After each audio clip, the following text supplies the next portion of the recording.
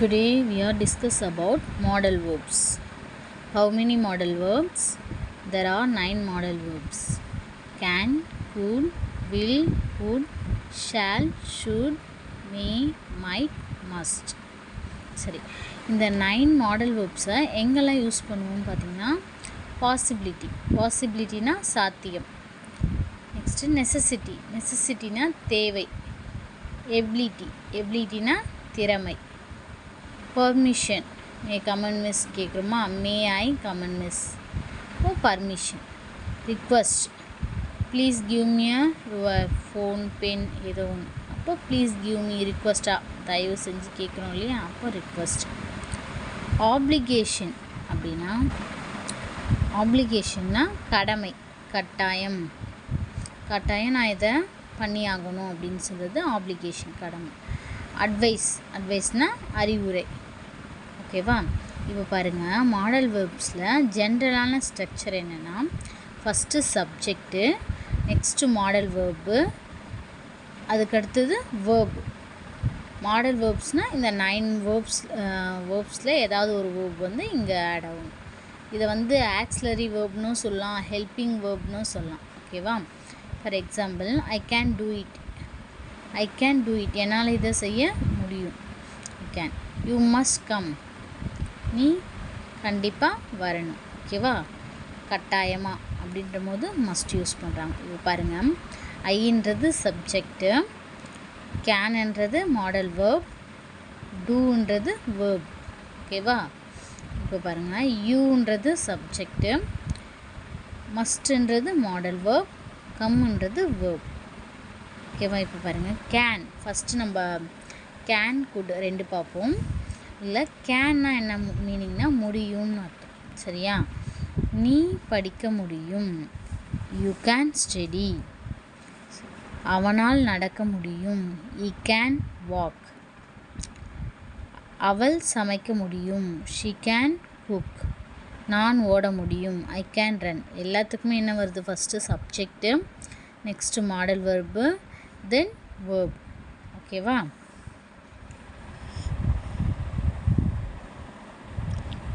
அவர்களால் பாட முடியும், தே கேன் சிங்.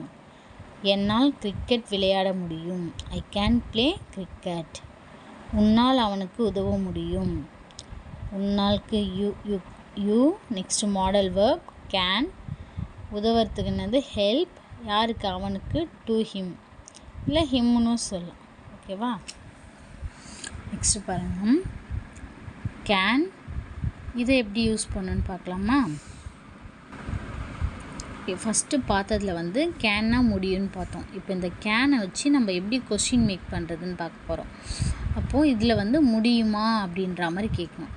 ஃபஸ்ட்டு நம்ம பார்த்தது முடியும், இப்போ நம்ம பார்க்க போகிறது முடியுமா. இதுக்கும் அதுக்கும் என்ன டிஃப்ரென்ஸ்னால், அதில் வந்து கேன் வந்து எங்கே வரணும்னா சப்ஜெக்டு ப்ளஸ் மாடல் வேர்ப் அப்புறமா வேர்ப். இதில் வந்து கேனில் வந்து ஃபஸ்ட்டு கொஷின் கேட்கும்போது கேன் ஃபஸ்ட்டு வரணும், செகண்ட் ஒன் சப்ஜெக்ட் வரணும், நெக்ஸ்ட்டு வேர்ப் வரணும். கேன் ஐ டூ இட், என்னால் அதை செய்ய முடியுமா. கேன் வி டூ இட், நம்மால் அதை செய்ய முடியுமா. கேன் யூ டூ இட், உன்னால் அதை செய்ய முடியுமா. கேன் தே டூ இட், அவர்களால் அதை செய்ய முடியுமா. he can do it, can he do it, அவனால் அதை செய்ய முடியுமா. she can do it, can she do it, அவளால் அதை செய்ய முடியுமா. can it do it, அதுவால் அதை செய்ய முடியுமா. நேம்ஸ் சொல்லும்போது can பிரியா do it, அவளால் பிரியாவால் இதை செய்ய முடியுமா அப்படின்னு கேட்குறது. ஃபார் எக்ஸாம்பிள், உன்னால் படிக்க முடியுமா அப்படின்னு நம்ம கொஸ்டினாக கேட்கும்போது கேன் ஃபஸ்ட்டில் வந்துடணும். ஓகேவா? முடியும்னு சொல்லும்போது கேன் வந்து எங்கே வரணும்? சப்ஜெக்ட்டுக்கு ப்ளஸ் மாடல் வேர்ப் வரணும், சப்ஜெக்ட்டுக்கு பக்கத்தில் வரணும். கொஸ்டினில் கேட்கும்போது கேன் ஃப்ரண்ட்டில் வந்துடணும். அவ்வளோதான். ஸோ உன்னால் படிக்க முடியுமா, கேன் யூ ஸ்டடி. நீ அவனுடன் பேச முடியுமா, can you talk with him. அவனுடனுக்கு வித்து, அவனுக்கு ஹிம். ஓகேவா? அவன் எனக்காக காத்திருக்க முடியுமா? Can he wait for me? அவர்களால் விளையாட முடியுமா? Can they play? ஓகேவா? இப்போ நெக்ஸ்ட்டு குட்டு பார்க்கலாம். குட்டில் பாருங்கள், அதே தான். First subject, next could plus verb. குட்லேயே 2 டைப் இருக்குது. என்னென்னு சொல்கிறேன். ஃபஸ்ட்டு பாருங்கள். இப்போ பாருங்கள், என்னால் விளையாட முடிந்தது. இப்போ இல்லை, ஒரு முன்னாடி என்னால் விளையாட முடிஞ்சது. ஐ குட் ப்ளே. சரி, ஆனால் இப்போ கிடையாது. முடிஞ்சு போனது சொல்கிறதுக்கு குட் யூஸ் பண்ணலாம்.